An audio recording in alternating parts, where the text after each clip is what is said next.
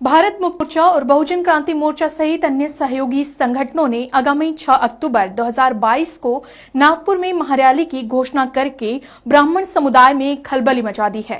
ब्राह्मण समुदाय में खलबली के पीछे बताया जा रहा है कि यह महारैली भारत मुक्ति मोर्चा के राष्ट्रीय अध्यक्ष वामन मेश्राम की अगुवाई में होने वाली है।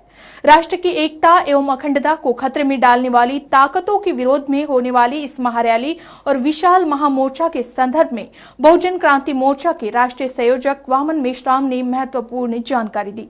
साथ ही उन्होंने बीते 27 जून 2022 को भारत मुक्ति मोर्चा द्वारा हरियाणा के रोहतक जिले में हुए सम्मेलन का आरएसएस और बीजेपी से जुड़े लोगों और हरियाणा सरकार के इशारे पर किए गए इस विरोध का जिक्र करते हुए खुलकर विरोध करने की बात कही।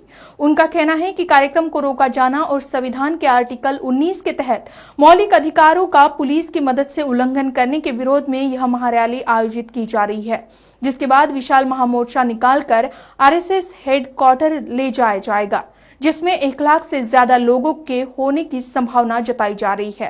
तमाम लोगों को सारे देश से नागपुर के विशाल रैली में और फिर उसके बाद महामोर्चा में जो आरएसएस के हेडक्वार्टर पर लेके जाया जाएगा, उसकी बड़े पैमाने पर तैयारी करनी होगी, हर यूनिट में तैयारी करनी होगी और सारे देश भर के लोगों को लाना होगा। इसके लिए मैं सभी लोगों को आह्वान करता हूँ।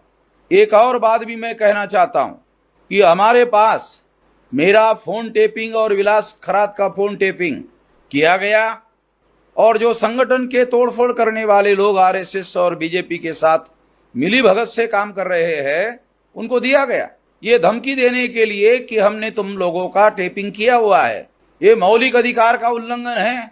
सुप्रीम कोर्ट ने पेगासस के संबंध में कमेटी भी बनाई थी। हम लोग इसके बारे में सारे देश भर में जो आंदोलन कर रहे हैं, उस आंदोलन में मेरा यानी अर्थात वामन मेश्राम का और विलास खरात का फोन टेपिंग का जो हमारे पास सबूत है, जो हमारे संगठन को तोड़फोड़ करने वाले जो लोग हैं, उन लोगों को आरएसएस बीजेपी के द्वारा दिया गया, क्योंकि कोई भी प्राइवेट आदमी किसी के टेलीफोन को टेप नहीं कर सकता, क्योंकि उसके लिए करोड़ों रुपए की जरूरत होती है, उसके लिए टेक्नोलॉजी की जरूरत होती है और वो केवल भारत सरकार के पास इजराइल का पेगासस इंस्ट्रूमेंट है जो हजारों करोड़ कीमत का है। इससे ये साबित होता है कि उन्होंने तोड़फोड़ करने वाले लोगों की मदद करने के लिए दिया है।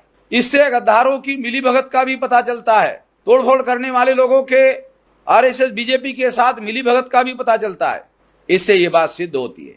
जब हमने 6 अक्टूबर को महामोर्चा लेकर जाने का ऐलान किया, उसके बाद आरएसएस के हेडक्वार्टर को 150 कंपनी सिक्योरिटी फोर्स दिया गया और इससे वो हमारे लोगों को डराना चाहते हैं। हम संविधान की रक्षा करने के लिए किसी भी तरह का त्याग और बलिदान करने के लिए तत्पर है, तैयार है और इसके लिए हम लोग हर हालत में, हर स्थिति में मोर्चा लेकर जाएंगे।